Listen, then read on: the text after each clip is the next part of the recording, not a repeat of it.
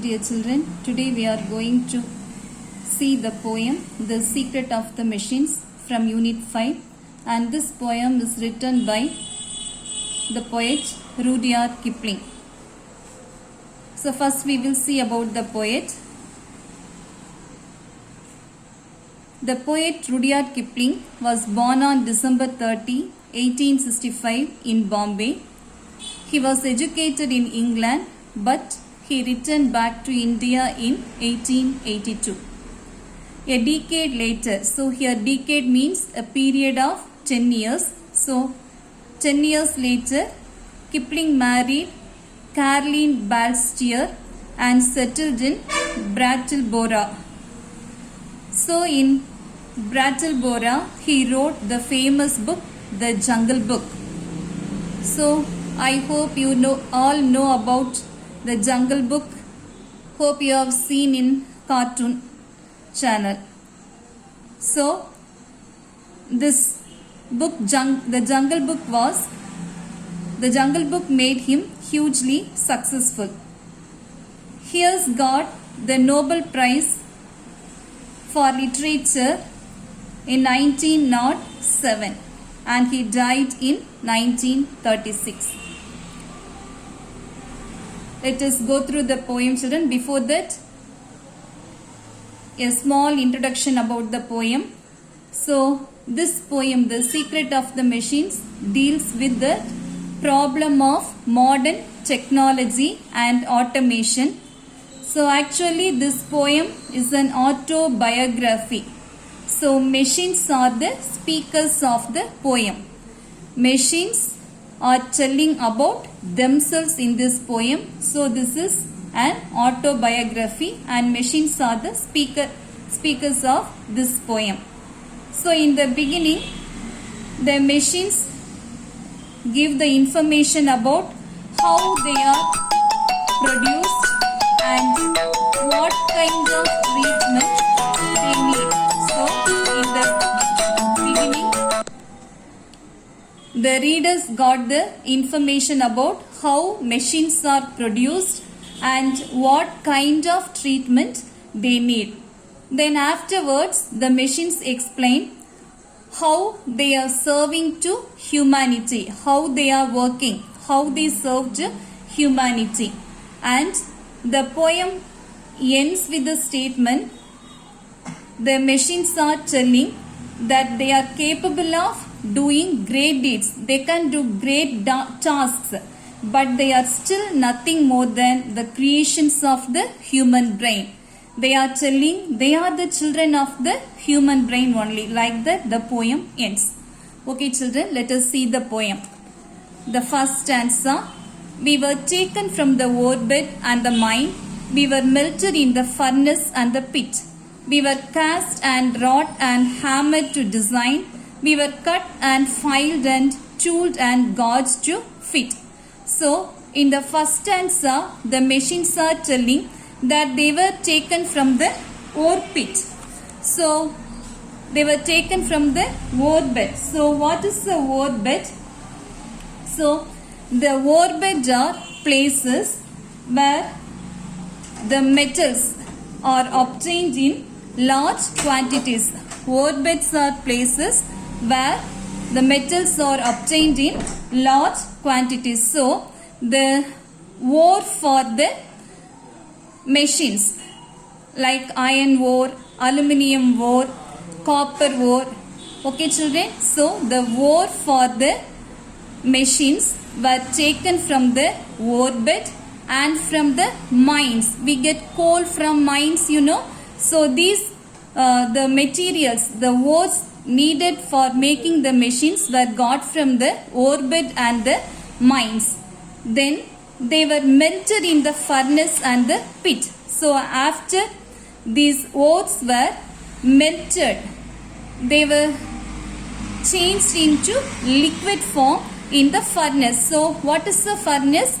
It is an enclosed structure in which material is melted at very high temperature. So the furnace are enclosed structures in which the ores, the materials is heated to very high temperature. At very high temperature only these oats were changed into liquid form. So they were melted in the furnace and in the pit. Pit means hollows in the ground, cavities in the ground. So after converting them into the liquid form, the melted ore were cast and wrought and hammered to design. So the melted ore was poured into the molds to get the correct shape.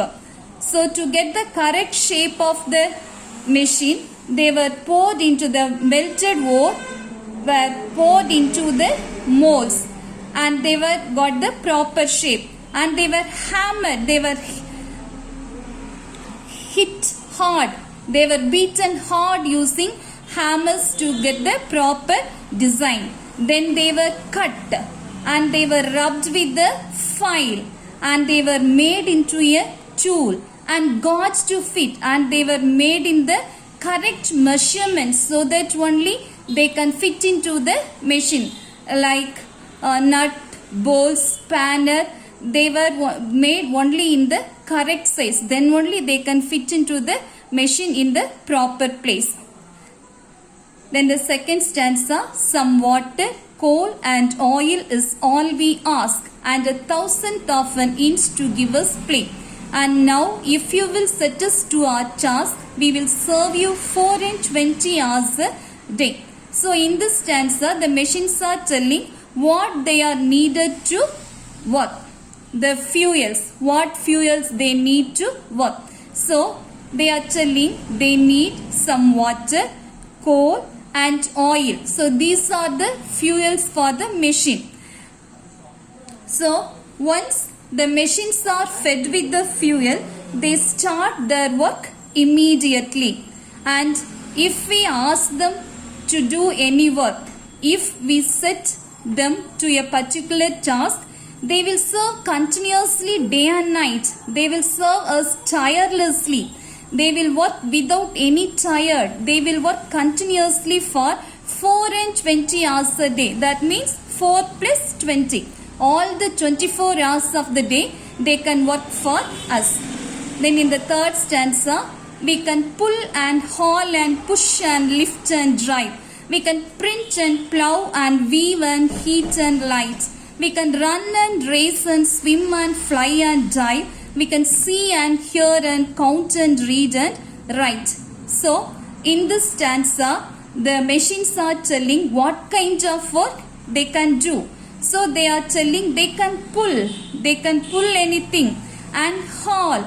They can drag with much effort and push and lift.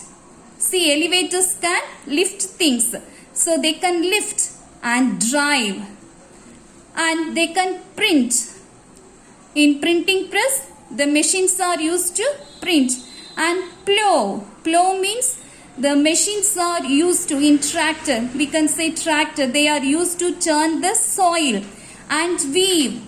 In cloth making, weaving machines are used to weave the cloth. And heat and light, machines gives us heat and light. And they can run, they can race, they can swim in the sea, and they can fly in the air, aeroplane we can say, and they can dive, submarine, they can dive. They can see and hear and count and read and write. They can calculate, they can see, they can hear, they can read and write. So whatever work the human beings do, the machines also do those works. So the machines do everything a human being can do. Then in the next stanza, but remember please the law by which we live. We are not built to comprehend a lie. We can neither love nor pity nor forgive. If you make a slip in handling us, you die. Now the machines asked us to remember the law by which they live. They had a certain rule. They had certain rules and regulation to do the work. So according to that law only they can live. we are not built to comprehend life. Here the machines are saying, like human beings, they are not able to understand a lie. They cannot tell lies, and they are not able to understand a lie. We can neither love nor pity nor forgive. Like human beings, they do not have any feelings like love. They cannot love. They cannot take pity, and they cannot forgive. So, like human beings, they cannot have any feelings. And in the next line, they give a warning to us. They give a warning to human beings. If you make a slip in handling us, you die. So, while you are handling a machine, you must handle it very carefully. If you commit a simple mistake, means it will give a serious effect to you. It will make you die. So the machines are telling you should be very careful while handling us. Then in the last stanza, though our smoke may hide the heavens from your eyes, it will vanish and the stars will shine again. Because for all our power and weight and size, we are nothing more than children of your brain. So here the machines are saying, in factories like cement factories and many other factories, we are using, the factories are using many machines, and from the machines smokes are coming out. So the smokes which are coming out from the factories may hide the heavens from our eyes. So they hide the earth from our eyes, but it will vanish. It will go away in a small time. So they will disappear very soon, and the stars will shine again. So the smokes will disappear, and after that the stars will shine again. The next line, the machines are saying they are very powerful. They are very huge in size, and they are in heavy weight. After all, they are nothing more than the children of your brain. They are surrendering in this line. They are saying they are nothing more than the children of human brain. They are the children of human brain. We humans are only the producers of machines.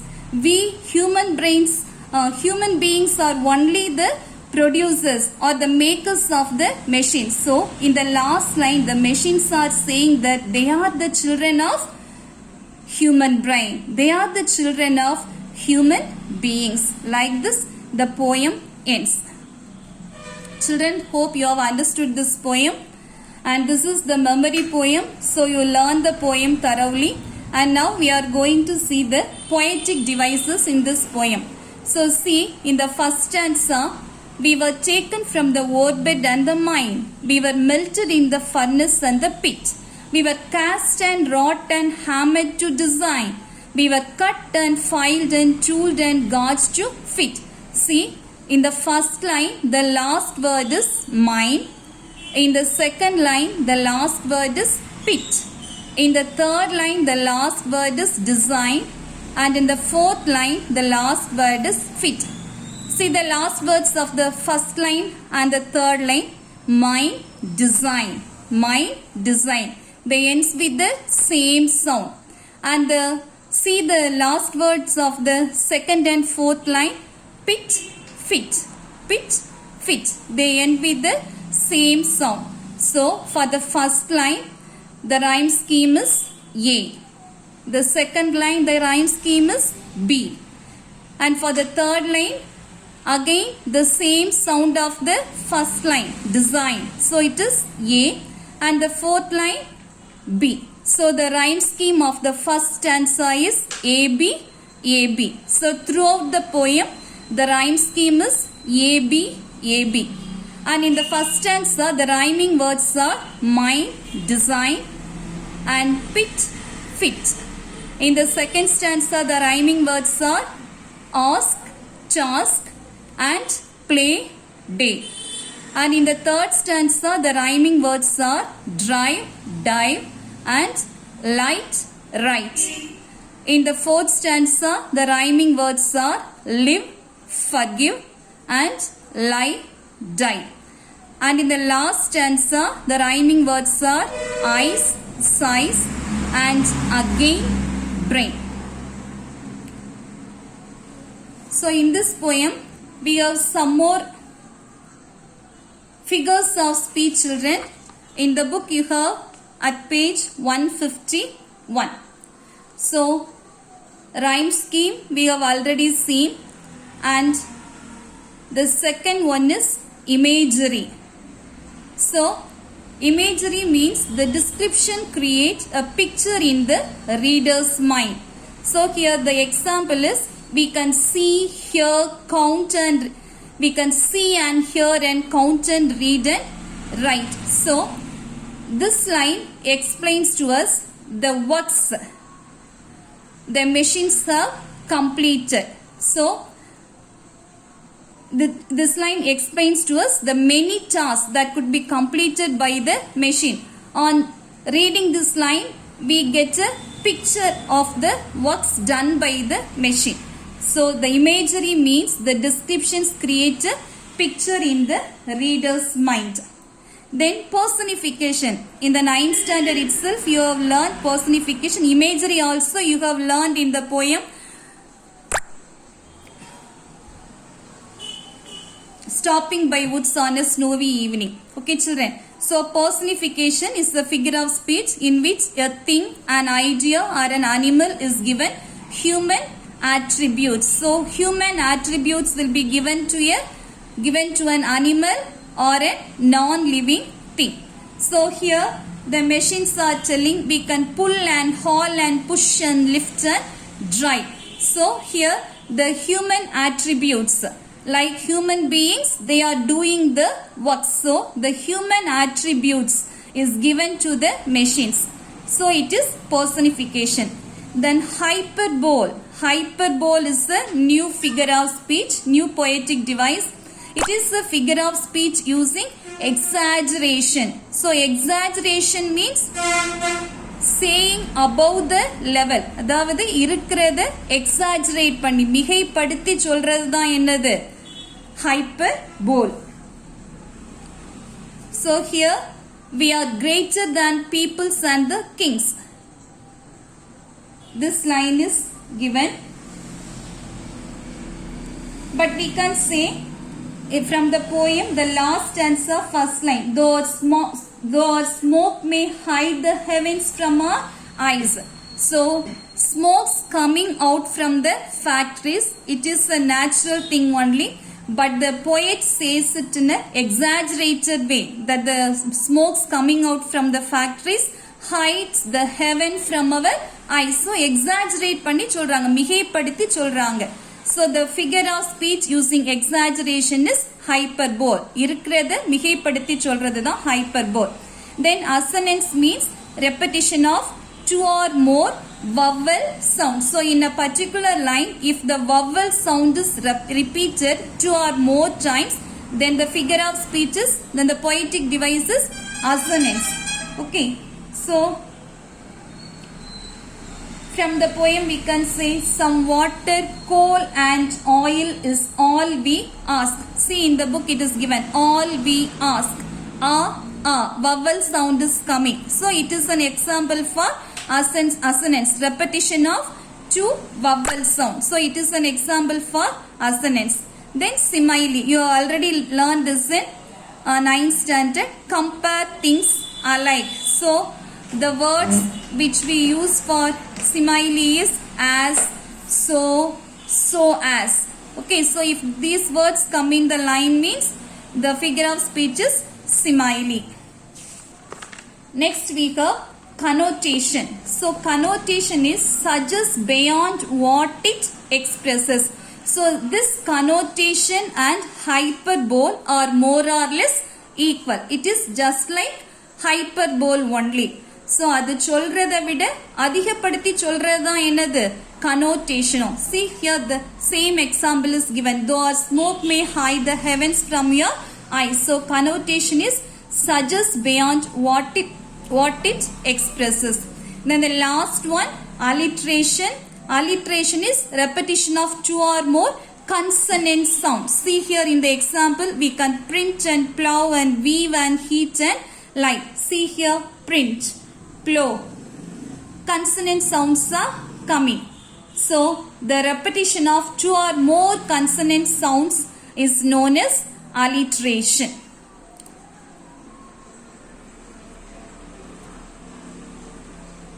Okay children, hope you understood all the poetic devices and the poem. You learn the poem and learn all the questions and answers.